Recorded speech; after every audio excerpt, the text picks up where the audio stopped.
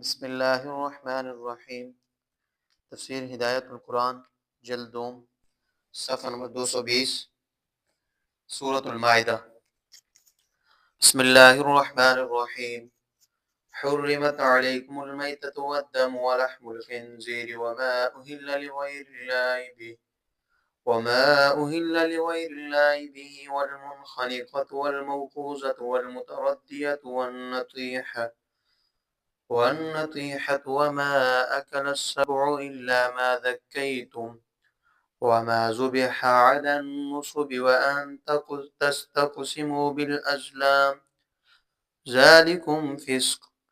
اليوم يئس الذين كفروا من دينكم فلا تخشوهم واخشون اليوم أكملت لكم دينكم وأتممت عليكم نعمتي ورضيت لكم الإسلام دينا فمن اضطر في مخمصة غير متجانف لإثم فإن الله غفور رحيم۔ لفظی معنی، حرمت علیکم، حرام کیا گیا تم پر، المیتہ مرا ہوا جانور، مردار، والدم اور بہنے والا خون، ولحم الخنزیر اور گوشت سور کا، وما اہل اور جو آواز بلند کی گئی، لغیر اللہ غیر اللہ کے لیے، بھی اس کے ذریعے، والمنخنقۃ اور دم گھٹ کر مرنے والا، والموقوذۃ اور چوٹ مارا ہوا، والمتردیۃ اور اوپر سے گرنے والا، والنطیحۃ اور سینگ مارا ہوا، وما اکل السبع اور جو کھایا درندے نے، الا ما ذکیتم مگر جو ذبح کر لیا تم نے، وما ذبح علی النصب اور جو ذبح کیا گیا استہان پر، علی النصب، وان تستقسموا اور بانٹنا، بالازلام پاسوں کے ذریعے، ذالکم فسق یہ حد اطاعت سے نکلنا ہے، الیوم آج، یئس الذین مایوس ہو گئے منکرین اسلام، من دینکم تمہارے دین سے، فلا تخشوہم پس نہ ڈرو ان سے، واخشون اور ڈرو مجھ سے، الیوم اکملت آج مکمل کر دیا میں نے، لکم تمہارے لیے، دینکم تمہارا دین، واتممت اور پوری کر دی میں نے، علیکم تم پر، نعمتی میری نعمت، ورضیت لکم الاسلام اور پسند کر لیا میں نے تمہارے لیے اسلام کو، دین کے طور پر، فمن اضطر بس جو شخص سخت لاچار ہو گیا، فی مخمصۃ شدید بھوک میں، غیر متجانف نہیں مائل ہونے والا، لاسم گناہ کی طرف، فإن اللہ غفور الرحیم بس بے شک اللہ تعالیٰ بڑے بخشنے والے بڑے مہربان ہیں۔ حرام جانوروں وغیرہ کا تذکرہ پہلی آیت میں فرمایا تھا، الا ما یتلی علیکم مگر جن کا ذکر آگے آئے گا، اب اس آیت میں ان حرام جانوروں وغیرہ کا ذکر ہے، بس یہ آیت پہلی آیت کا ضمیمہ ہے۔ 11 حرام جانور وغیرہ، نمبر 1 مردہ جانور حرام ہے، جو جانور خود بخود مر جائے، ذبح کی نوبت نہ آئے، یا غیر شرعی طریقے پر ذبح کیا، یا شکار غیر شرعی طریقے پر ذبح یا شکار کیا جائے تو وہ حرام ہے۔ نمبر 2 ذبح کے وقت رگو سے نکلنے والا خون حرام ہے، وہ نجاست غلیظہ ہے، عرب اس کو کھاتے تھے، البتہ جو خون گوشت پر لگا رہتا ہے یا پیٹ میں آنتوں وغیرہ پر لگا ہوا ہوتا ہے وہ پاک ہے، بس اگر گوشت کو دھوئے بغیر پکا لیا جائے تو اس کا کھانا درست ہے مگر نظافت کے خلاف ہے۔ نمبر 3 خنزیر کا گوشت، پوست یعنی چمڑا، چربی، ناخن، بال، ہڈی، پٹھا وغیرہ یہ سب ناپاک اور حرام ہے، اور گوشت کی تخصیص اعظم منافع کی وجہ سے کی ہے، عرب خنزیر کھاتے تھے۔ نمبر 4 غیر اللہ کے نامزد کیا ہوا جانور، جیسے شیخ سدو کا بکرا، شیخ سدو جاہل عورتوں کا ایک فرضی ولی یا جن، اور پیرانے پیر شیخ عبدالقادر جیلانی کا مرغا، ایسا جانور اگر تکبیر پڑھ کر ذبح کیا جائے تو بھی حرام ہے، مردار سے بھی اخبث ہے، البتہ نامزد کرنے والا توبہ کرے پھر اللہ کے نام پر ذبح کرے تو حلال ہے۔ یہ ایسا ہی ہے جیسے مشرکین بتوں کے نام پر جانور چھوڑتے تھے، بحیرہ، صاحبہ وغیرہ، اسی طرح جو بت یا مزار پر چڑھاوا چڑھایا جاتا ہے اس کا کھانا بھی حرام ہے، البتہ چڑھانے سے پہلے ناظر توبہ کر لے تو پھر جائز ہے۔ نمبر 5 دم گھٹ کر مرنے والا جانور بھی حرام ہے، اور وہ مردار ہے، کبھی ہوا رک جاتی ہے یا کمرے میں دھواں بھر جاتا ہے تو انسان اور جانور سانس گھٹنے سے مر جاتا ہے۔ نمبر 6 لاٹھی پتھر وغیرہ سے مارا ہوا جانور بھی مرا ہوا ہے اور حرام ہے۔ نمبر 7 کبھی جانور کھائی میں یا کنویں میں گر جاتا ہے اور مر جاتا ہے، یہ بھی حرام اور مردار ہے۔ نمبر 8، سینگ مارا ہوا جانور، کبھی دو جانور لڑتے ہیں، ایک جانور دوسرے کو سینگ سے مار دیتا ہے، یہ بھی مردار ہے اور حرام ہے۔ نمبر 9، جانور کو درندے نے پھاڑ دیا، بلی نے مرغی کو پھاڑ دیا مگر زندہ پکڑ لی اور مرنے سے پہلے ذبح کر لی تو یہ پھر جائز۔ نمبر 10، کسی استحان پر ذبح کیا ہوا جانور بھی مردار ہے، کسی جن بھوت کو راضی کرنے کے لیے یا ولی پیر کا تقرب حاصل کرنے کے لیے اس کے خاص مقام پر جانور ذبح کرتے تھے، یہ بھی حرام ہے اگرچہ بسم اللہ پڑھ کر ذبح کیا گیا۔ نمبر 11، فال کے تیروں سے حصہ لینا یا قسمت معلوم کرنا یہ حرام ہے، بس اس کی دو صورتیں ہیں اور دونوں حرام ہیں۔ پہلی صورت، جاہلیت میں ایک طریقہ یہ تھا کہ ایک مشترک اونٹ ذبح کر کے اس کا گوشت قرآن اندازی کے ذریعے تقسیم کرتے تھے، اور قرآن اندازی کا طریقہ یہ تھا کہ مختلف تیروں پر حصے لے کر ایک تھیلے میں ڈال دیتے، پھر ہر شریک ایک تیر نکالتا، جس کے نام جو تیر نکل آیا اس کو گوشت میں سے اتنے حصے دیا جاتے، اور جو اس پر لکھے ہوتے تھے، اور جس کے ہاتھ میں ایسا تیر آتا جس پر کوئی حصہ لکھا ہوا نہیں ہوتا اس کو کچھ بھی نہیں ملتا تھا، بلکہ آئندہ اونٹ لانا اس کے ذمہ ہوتا تھا۔ یہ سٹہ بازی تھی جس کو اسلام نے حرام قرار دیا۔ دوسری صورت اس کی، کعبہ کے مجاور کے پاس 3 تیر تھے، ایک پر لکھا ہوا تھا آمرنی ربی، مجھے میرے پروردگار نے حکم دیا، دوسرے پر لکھا تھا نہانی ربی، مجھے میرے پروردگار نے منع کیا، تیسرے پر کچھ لکھا ہوا نہیں ہوتا تھا۔ جب کسی کو کسی اہم کام کے کرنے میں کوئی تردد و اشکال ہوتا تو ان تیروں سے فیصلہ کرتا، پہلا تیر ہاتھ میں آتا تو دو کام کرتا، دوسرا تیر ہاتھ میں آتا تو وہ کام نہیں کرتا، اور تیسرا تیر ہاتھ میں آتا تو فال دوبارہ نکالتا۔ یہ آج کل بچوں کے تیر نے ان سے قسمت کا حال معلوم کرتے تھے۔ اسلام نے اس توہم پرستی کا خاتمہ کر دیا، بلکہ اس 11ویں بات پر سخت نکیر کی کہ یہ فسق یعنی حد اطاعت سے نکل جانا، یعنی سخت کبیرہ گناہ ہے۔ حضرت ابن عباس رضی اللہ تعالیٰ عنہما سے یہی مروی ہے کہ ذالکم کا مشار الیہ، صرف استسقام بالازلام، کیا یہ صرف استسقام بالازلام ہے، مذکورہ سبھی 11 باتیں مراد نہیں، اور اس میں اشارہ بعید انتہائی برائی کی طرف اشارہ کرنے کے لیے آیات مبارکہ کے ترجمہ، حرام کیا گیا تم پر مردہ جانور اور بوقت ذبح رگو سے نکلنے والا لہو اور سور کا گوشت، اور وہ جانور جس کے ذریعے غیر اللہ کی شہرت کی گئی ہو، یعنی وہ غیر اللہ کے نامزد کیا گیا ہو۔ نام پکارنے کا مطلب شہرت کرنا ہے، اور دم گھٹنے سے مرنے والا جانور، اور لاٹھی پتھر وغیرہ سے مارا ہوا جانور، اور اوپر سے کھئی کنویں وغیرہ میں گر کر مرا ہوا جانور، اور سینگ سے مارا ہوا جانور، اور جسے درندے نے پھاڑ ڈالا مگر جس کو تم نے مرنے سے پہلے ذبح کر لیا، اور جو جانور کسی تھان پر ذبح کیا گیا، اور فال کے تیروں سے حصہ قسمت معلوم کرنا۔ یہ آخری بات سخت گناہ کا کام۔ رب 11 نجائز امور کا ذکر کیا، یہ شریعت کے منفی احکام ہیں، اور جس طرح مثبت احکام پر عمل ضروری ہے، منہی امور سے بچنا بھی اتنا ہی ضروری ہے۔ یعنی جس طرح نماز و زکوٰۃ اور صوم و حج کی تعمیل ضروری ہے، ناجائز کاموں اور گناہوں سے بچنا بھی ضروری ہے، بلکہ تحلیہ سے تخلیہ مقدم ہے، پہلے چہرہ دھوتے ہیں پھر غازہ ملتے ہیں، اس لیے منہیات کا ترک مامورات کی تعمیل سے پہلے۔ چنانچہ آپ بطور نصیحت 3 باتیں ذکر فرماتے ہیں۔ نمبر 1، احکام شریعہ پر بے خوف ہو کر عمل کرو۔ اب اسلام بڑھ چلا ہے، لوگ جوک در جوک اسلام میں داخل ہونے لگے ہیں۔ اب اسلام کو کفار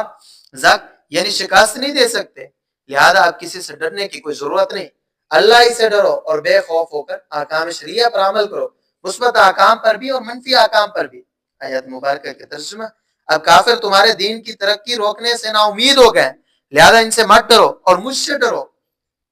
نمبر 2، دوسری نصیحت، مثبت و منفی جملہ احکام قرآن کریم میں ہے، مثبت منفی جملہ احکام قرآن کریم میں ہے، اور اسی طرح قرآن کریم انسانیت پر اللہ کا بڑا احسان ہے، قیامت تک کے لیے پسندیدہ دین وہ اسلام ہے۔ آیت کا زمانہ نزول اور مقام نزول، یہ آیت 10 ہجری میں عرفہ کے دن نازل ہوئی، اور اتفاق سے وہ دن جمعہ کا تھا، اور یہ آیت میدان عرفات میں جبل رحمت کے پاس عصر کی نماز کے بعد نازل ہوئی، جو قبولیت دعا کی گھڑی ہے، اور اس وقت مسلمانوں کا سب سے بڑا اجتماع ہو رہا تھا، جس میں 1.5 لاکھ پروانے شمع نبوت کے گرد جمع تھے۔ یہ اجتماع ہر سال اسی جگہ ہوتا تھا، بس جگہ بھی بابرکت، وقت بھی بابرکت، اور دن بھی بابرکت، اور اسی طرح 2 عیدوں کے اجتماع کا دن تھا۔ حدیث طارق بن شہاب رحم اللہ کہتے ہیں، ایک یہودی نے حضرت عمر رضی اللہ تعالیٰ عنہ سے کہا، اے امیر المومنین، اگر یہ آیت الیوم اکملت لکم دینکم ہم پر نازل کی جاتی یعنی ہمارے دین اور شریعت کو کامل و مکمل قرار دیا جاتا، تو ہم اس دن میں، جس دن میں یہ آیات نازل کی جاتی، عید یعنی خوشی منایا کرتے۔ حضرت عمر رضی اللہ تعالیٰ نے فرمایا مجھے بالیقین معلوم ہے کہ یہ آیت کس دن میں اتاری گئی، عرفہ کے دن میں، جمعہ کے دن میں یہ آیت نازل کی گئی۔ یہ اعلیٰ درجے کی صحیح حدیث ہے۔ اور اس حضرت عمر رضی اللہ تعالیٰ عنہ کے جواب کی وضاحت یہ ہے کہ ہم اس آیت کی غیر معمولی اہمیت سے ناواقف نہیں ہیں، مگر ہمیں اس کے نزول کے دن میں کوئی تقریب منعقد کرنے کی ضرورت نہیں، کیونکہ یہ آیت دو عیدوں کے اجتماع کے موقع پر نازل کی گئی ہے۔ پھر ان میں سے جمعہ کا دن تو ادھر ادھر ہو جاتا ہے، مگر عرفہ کا دن اسی جگہ ہے، اور ہر سال جہاں یہ آیت نازل ہوئی ہے لاکھوں کا اجتماع ہوتا ہے، وہی اجتماع ہمارے لیے کافی ہے، کوئی دوسری تقریب منعقد کرنے کی ضرورت نہیں ہے۔ آیت مبارکہ کا ترجمہ، آج میں نے اللہ تعالیٰ نے تمہارے لیے تمہارے دین کو کامل کر دیا، یعنی جملہ احکام قرآن کریم میں نازل کیے گئے، اور میں نے تم پر احسان تمام کر دیا، اور میں نے اسلام کو تمہارا دین بننے کے لیے پسند کر لیا، یعنی اب قیامت تک تمہارا دین یہی رہے گا، اس کو منسوخ کر کے دوسرا دین نازل نہیں کیا جائے گا۔ تفسیر اکمال کا مطلب ہے کہ نزول قرآن سے جو مقصود تھا وہ پورا ہو گیا، اور وہ مقصود انسانوں کو دین و شریعت عطا فرمانا تھا، اور اتمام کا مطلب ہے اب کسی دوسری چیز کی ضرورت باقی نہیں رہی۔ اور اس آیت میں دین کی نسبت مسلمانوں کی طرف کی ہے، کیونکہ دین کا ظہور و غلبہ ان کی محنت سے ہوتا ہے، اور نعمت کی نسبت اپنی طرف کی ہے، کیونکہ دین کی تکمیل براہ راست اللہ تعالیٰ کی طرف سے ہوئی ہے۔ اور اکمال دین کا یہ مطلب نہیں کہ پہلے انبیاء علیہ السلام کا دین ناقص تھا، دین تو ہر نبی کا اس کے زمانے کے اعتبار سے کامل تھا، مگر جو دین ان کے زمانے اور ان کی قوم کے اعتبار سے کامل تھا وہ اگلے زمانے اور اگلی قوموں کے اعتبار سے نامکمل تھا۔ جیسے بچپن کا کرتا اس عمر کے اعتبار سے کامل ہوتا ہے، مگر جوانی کے زمانے کے اعتبار سے چھوٹا ہوتا ہے، اسی طرح زمانے کے شباب کے زمانے میں جو شریعت سب سے آخر میں نازل کی گئی وہ ہر جہت اور ہر لحاظ سے کامل و مکمل ہے، اس لیے اب رہتی دنیا تک نئی شریعت کی ضرورت باقی نہیں رہی، یہی دین تا قیامت لوگوں کی نجات کے لیے کافی ہے۔ احکام شریعہ میں آزاد عذر کا لحاظ رکھا گیا۔ آخر آیت میں ایک خلجان کا جواب ہے۔ کوئی سوچ سکتا ہے کہ پوری شریعت پر ہر شخص کے لیے عمل کیسے ممکن ہے، آدمی کے ساتھ آزار لگے ہوئے ہیں؟ اس کا جواب دیتے ہیں کہ آزار کا احکام کے میں لحاظ رکھا گیا ہے۔ نابالغ پر نماز فرض نہیں، حالت حیض اور طویل بے ہوشی میں نماز معاف ہے، کھڑے ہو کر نماز نہ پڑھ سکے تو بیٹھ کر پڑھے، اور بیٹھ کر بھی نہ پڑھ سکے تو لیٹ کر پڑھے۔ زکوٰۃ ہر مال میں فرض نہیں، نصاب تجویز کیا ہے، اور مال نامی بڑھنے والے مال میں زکوٰۃ فرض کی، اور بیماری اور سفر میں روزہ نہ رکھنے کی اجازت دی ہے، اور حج کے لیے ذات یعنی توشہ اور راحلہ سواری شرط کی ہے۔ اسی طرح اگر بھوک مری کی نوبت آ جائے یا اکراہ ملجی ہو اور جان کا خطرہ ہو تو مردار وغیرہ حرام چیزیں استعمال کرنے کی گنجائش ہے، بشرطے کہ لطف اندوز ہونا مقصود نہ ہو، نہ ضرورت سے زیادہ کہے پس جان بچا لے۔ اور اسی طرح آیت مبارکہ من موصولہ متضمن معنی شرط کا جواب معذوف ہے، سورۃ البقرہ کی آیت نمبر 173 میں مذکور ہے، اور وہ ہے فلا اسم علیہ، یعنی اس شخص پر کچھ گناہ نہیں، گنجائش کا یہی مفہوم ہے، اور یہاں حذف کا کرینہ فإن اللہ غفور الرحیم ہے۔ آیات مبارکہ کا ترجمہ، پر جو شخص بھوک کی شدت سے بے قرار ہو جائے اس کے بغیر کہ گناہ کی طرف میل ہونے والا ہو تو اللہ تعالیٰ یقیناً بڑے بخشنے والے، بڑے مہربان ہیں۔ آگے آیات مبارکہ، يسألونك ماذا أحل لهم قل أحل لكم الطيبات وما علمتم من الجوارح مكلبين تعلمونهن مما علمكم الله فكلوا مما أمسكنا عليكم واذكروا اسم الله عليه واتقوا الله إن الله سريع الحساب اليوم أحل لكم الطيبات وطعام الذين أوتوا الكتاب حل لكم وطعامكم حل لهم والمحصنات من المؤمنات والمحصنات من الذين أوتوا الكتاب من قبلكم إذا آتيتموهن أجورهن محسنين غير مسافحين ولا متخذي أخدان ومن يكفر بالإيمان فقد حبط عمله وهو في الآخرة من الخاسرين۔ لفظی معنی، يسألونك، وہ لوگ آپ سے پوچھتے ہیں، ماذا أحل لهم، کیا یہ چیزیں حلال کی گئی، لہم ان کے لیے، قل أحل لكم، آپ صلی اللہ علیہ وسلم کہیں احل حلال کی گئی ہیں، لکم تمہارے لیے، الطیبات پاکیزہ چیزیں، وما علمتم اور شکار اس کا جس کو سکھلایا تم نے، من الجوارح زخمی کرنے والوں سے، مکلبین چھوڑنے والے، تعلمونہن اور سکھلاتے ہو تم ان کو، مما اس میں سے جو علمکم اللہ سکھلایا تم کو اللہ تعالیٰ نے، फकुलू पस खाओ तुम मिम्मा उसमें से जो अमसकना रोका उन्होंने अलैकुम तुम्हारे लिए वज़कुरुस्मुल्लाह और लो तुम वज़कुरुस्मुल्लाह अल्लाह ताला का नाम अलैहि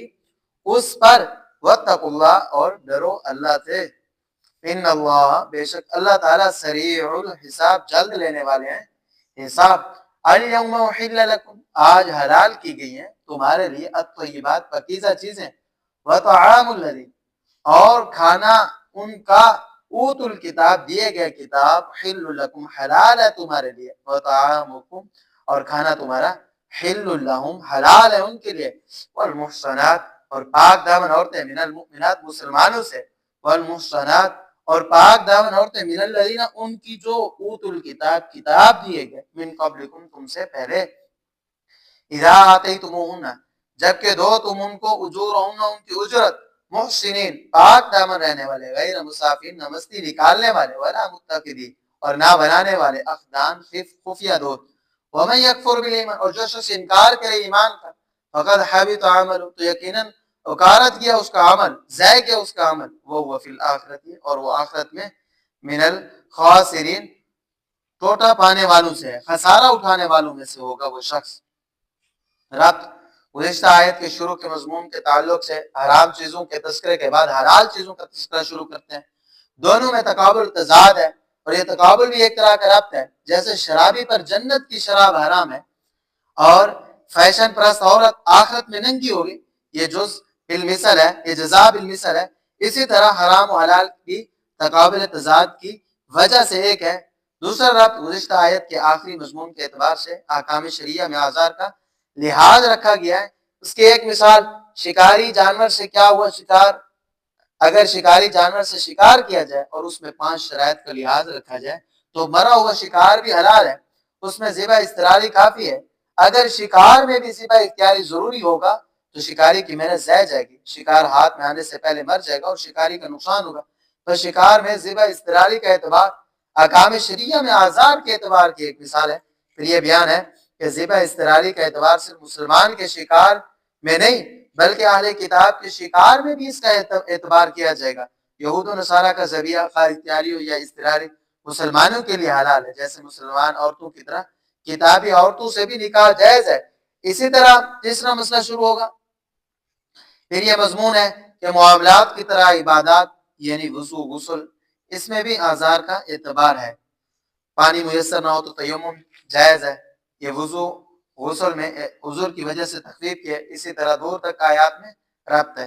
तमाम पकीदा चीजें हलाल है असल अशिया में इबादत है बस हलाल का दायरा वसी है चंद चीजों को छोड़कर जिनमें कोई दीनी या बदनी नुकसान है दुनिया की तमाम सुथरी और पकीज़े चीजें हलाल हैं सूरह अल-आराफ की आयत नंबर 157 में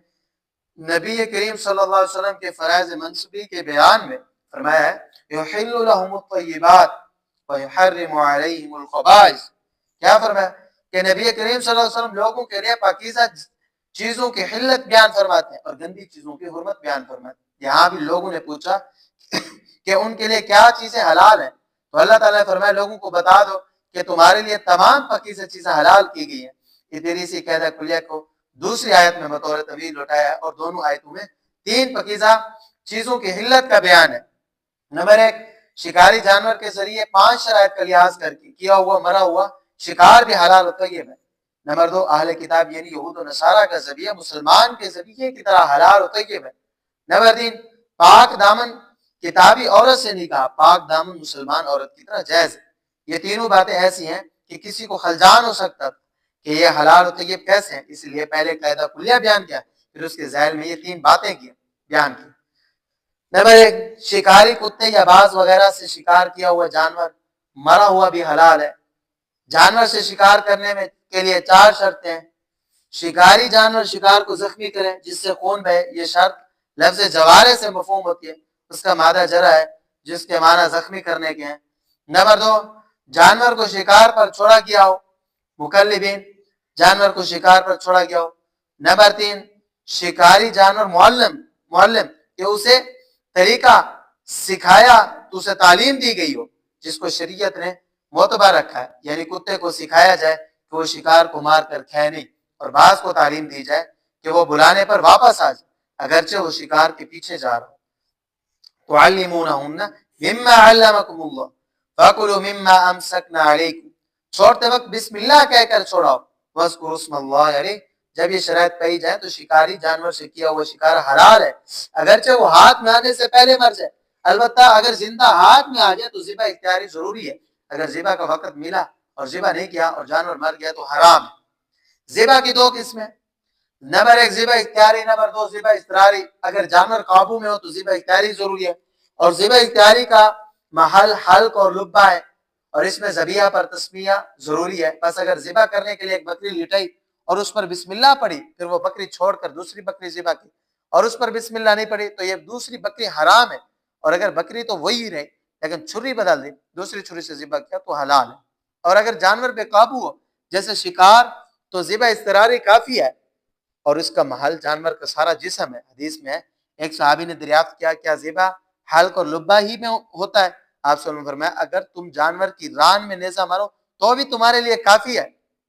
مشکات حدیث نمبر 4082۔ یہ ذبح اضطراری کا بیان ہے۔ شکار میں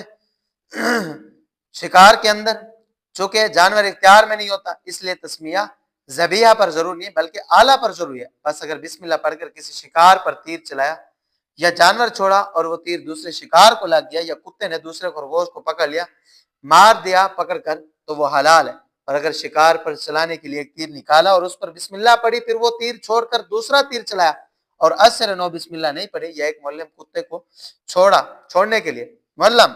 کو چھوڑنے کے لیے اس پر بسم اللہ پڑھی تو پھر دوسرا معلم کتا چھوڑا اور اس پر بسم اللہ نہیں پڑھی تو شکار حرام ہے۔ فائدہ، شکار میں ذبح کا اس کی تمام شرطوں کے ساتھ پایا جانا ضروری ہے مگر دو باتوں میں تخفیف کی گئی ہے۔ نمبر ایک، تسمیہ جانور کے بجائے آلہ پر مقرر کیا گیا، اور کیونکہ شکار میں جانور قابو میں نہیں ہوتا، آلہ ہی اختیار میں ہوتا ہے۔ دوسری وجہ، دوسری چیز، ذبح کے لیے گلا اور لبہ شرط نہیں، شکار کا سارا ہی جسم محل ذبح ہے۔ کسی بھی جگہ کتے وغیرہ نے جو زخم کیا ہے اور خون بہا تو ذبح متحقق ہو گیا، اور نہ وہ منخنقہ یعنی دم گھٹ کر مرنے والا جانور ہوگا اور حرام ہوگا۔ فائدہ، دوسرا فائدہ، شکاری جانور سے کیے ہوئے شکار کی حلت کے لیے دو شرطیں بڑھے گی۔ نمبر ایک، شکاری جانور کو بالقصد جانور پر چھوڑنا تاکہ استعداد یعنی مشکل سے شکار کرنا متحقق ہو، ورنہ وہ ظفر مندی یعنی فتح یاب ہوگا۔ اور اسی طرح دوسری شرط، شکاری جانور شکار کو روکے رکھے، شکاری جانور شکار کو روکے رکھے، خود نہ کھائے تاکہ اس کا سکھلایا ہوا ہونا متحقق ہو۔ شکاریوں میں دو کوتاہیاں، جو لوگ شکار کے دھنی میں ہوتے ہیں ان میں دو کوتاہیاں ہوتی ہیں۔ نمبر ایک، وہ فرائض سے بھی غافل ہو جاتے ہیں، اس لیے حدیث میں فرمایا جو شکار کے پیچھے پڑا وہ غافل ہو۔ نمبر دو، جانور یا تیر سے شکار کے جواز کی شرائط کا کچھ زیادہ خیال نہیں کرتے، ان کی یہی خواہش رہتی ہے کہ شکار ہاتھ سے نہ جائے، اس لیے آیت کے آخر میں تنبیہ کیا ہے کہ اللہ سے ڈرو، اللہ جلد حساب لینے والے، یعنی حساب کا دن کچھ دور نہیں۔ آیت مبارکہ کا ترجمہ، لوگ آپ صلی اللہ علیہ وسلم سے پوچھتے ہیں کیا چیزیں ان کے لیے حلال کی گئی ہیں؟ آپ صلی اللہ علیہ وسلم بتائیں تمام پاکیزہ چیزیں تمہارے لیے حلال کی گئی ہیں، اور ان زخمی کرنے والے جانوروں کا شکار حلال کیا گیا ہے جن کو تم نے سکھلایا۔ یہ ما علمتم من الجواری کا ترجمہ ہوا، جبکہ تم اس کو شکار پر چھوڑو، یہ مقلبین کا ترجمہ ہے، اور جبکہ حال کا ترجمہ ہے تم ان کو اس علم سے سکھلاتے ہو جو اللہ تعالیٰ نے تم کو سکھایا ہے، اور یعنی کتے اور باز کی تعلیم کا جو طریقہ شریعت میں معتبر ہے اس طریقے سے سکھلاتے ہو، بس تم کھاؤ اس شکار میں سے جو انہوں نے تمہارے لیے روکا، یہ بھی معتبر طریقہ سکھانے میں شامل ہے، اور اس جانور پر اللہ کا نام لو، یہ چوتھی شرط ہے۔ پھر تنبیہ ہے، اور اللہ تعالیٰ سے ڈرو، اللہ تعالیٰ جلد حساب کرنے والے ہیں۔ نمبر دو، اہل کتاب کا ذبیحہ حلال ہے۔ کبھی یہودی یا عیسائی اپنے شکاری جانور پر سے شکار کرتا ہے، بس اگر وہ شرائط معتبرہ سے کیا گیا ہو جو شرائط ہیں تو وہ مرا ہوا شکار اس کا مذبوح ہے، اور اہل کتاب کا ذبح خواہ اختیاری ہو یا اضطراری معتبر ہے، مگر شرط یہ ہے کہ کتابی واقعی کتابی ہو، نام کا کتابی نہ ہو۔ ہمارے زمانہ کے اکثر اہل کتاب نام کے کتابی ہیں، ان کا ذبیحہ حلال نہیں، اور اصلی کتابی شرائط ذبح میں مسلمان کی طرح ہے۔ ہدایہ میں ہے کہ مسلمان المسلم والکتابی فی ترک تسمیت سواء، بس اگر کتابی نے بالکل اللہ کا نام نہیں لیا جیسا ذبح میں ہوتا ہے، مشینی ذبح میں، اور تو وہ حلال نہیں۔ آیات مبارکہ کا ترجمہ، آج تمہارے لیے تمام پاکیزہ چیزیں حلال کی گئی ہیں، یہ تمیز لوٹائیے، اور ان لوگوں کا کھانا حلال کیا گیا ہے جو آسمانی کتابیں دیے گئے ہیں، اور تمہارا کھانا یعنی ذبیحہ ان کے لیے حلال کیا گیا۔ سوال اس آخری بات کی کہ تمہارا کھانا ذبیحہ ان کے لیے حلال کیا گیا ہے، کیا ضرورت تھی؟ قرآن کریم میں تو مسلمانوں کے لیے احکام ہے، اہل کتاب کے لیے قرآن میں احکام نہیں، پھر یہ بات کیوں بڑھئی؟ تو اس کا جواب یہ ہے، یہ بات صرف مشاکلتاً بے ضرورت نہیں بڑھئی، بلکہ آئندہ تیسری بات میں اس سے استدلال کیا جائے گا۔ نمبر 3، پاک دامن کتابی عورت سے نکاح شرائط و مقاصد نکاح کا لحاظ کر کے جائز ہے۔ اہل کتاب کا ذبیحہ جائز ہے۔ اب اس کی نظیر بیان کرتے ہیں، اہل کتاب کی عورتوں سے نکاح بھی جائز ہے، جبکہ عورت عفیفہ ہو اور اس کو مہر دیا جائے، اور نکاح کا مقصد عفت، پاک دامنی ہو، زنا کرنے والا اور خفیہ آشنائی کرنے والا نہ ہو، بلکہ باقاعدہ پیام دے نکاح کرے، جس طرح مسلمان عورت سے کیا جاتا ہے۔ اور یہ ترجیحی یعنی لگژری شرطیں ہیں، جیسے سورۃ النور کے شروع میں زانی اور زانیہ سے نکاح کی ممانعت ہے، مگر نکاح ہو جاتا ہے۔ اسی طرح کتابی عورت سے کسی عورت سے کوئی محبت کا نکاح کیا جائے تو بھی ہو جاتا ہے، البتہ مسلمان عورت کا نکاح کتابی مرد سے درست نہیں، اس لیے کہ اس کا تذکرہ نہیں کیا، خاموشی اختیار کی، کیونکہ محل بیان میں خاموشی دلیل نفی ہوتی ہے۔ جیسے تعداد ازدواج کی اجازت 4 پر روک دی، معلوم ہوا کہ بیک وقت 5 عورتوں سے نکاح درست نہیں، اور اسی وجہ سے دوسری بات میں بے ضرورت بھی مشاکلت ہے۔ وطعامکم حل لہم بڑھایا ہے، اور اس تیسرے مسئلے میں خاموشی اختیار کی، یہ دلیل نفی کہ مسلمان عورت کا نکاح مسلمان مرد کے سوا کسی سے نہیں ہو سکتا، اور کتابی کے ذبیحہ کی حلت اور کتابی عورت سے نکاح کا جواز یہود و نصارہ کے ساتھ رواداری اور تعلقات کی استواری کے لیے، اور اسی مقصد سے نبی کریم صلی اللہ علیہ وسلم نے غزوہ خیبر کے بعد حضرت صفیہ رضی اللہ تعالی عنہ سے نکاح کیا تھا، تاکہ یہود قریب ہیں مگر وہ بے بہود اور دور ہو گئے، اور عورت مرد کے زیر اثر ہوتی ہے، بس کتابی عورت سے نکاح کے جواز میں عورت کی اخروی مصلحت بھی پیش نظر ہے، اور مسلمان عورت کے کتابی سے نکاح کے جواز میں اس کے دین کا خطرہ ہے، اس لیے جائز نہیں۔ محبت اور خفیہ آشنائی کا نکاح خطرہ سے خالی نہیں ہے، جہاں عورتیں مردوں کے زیر اثر نہیں، جیسے مغربی ممالک میں، وہاں اگر محبت کی بنیاد پر نکاح ہوگا یا خفیہ آشنائی نکاح کا سبب ہوگی تو خطرہ ہے۔ اولاد تو ماں کے ساتھ چرچ میں جائے گی،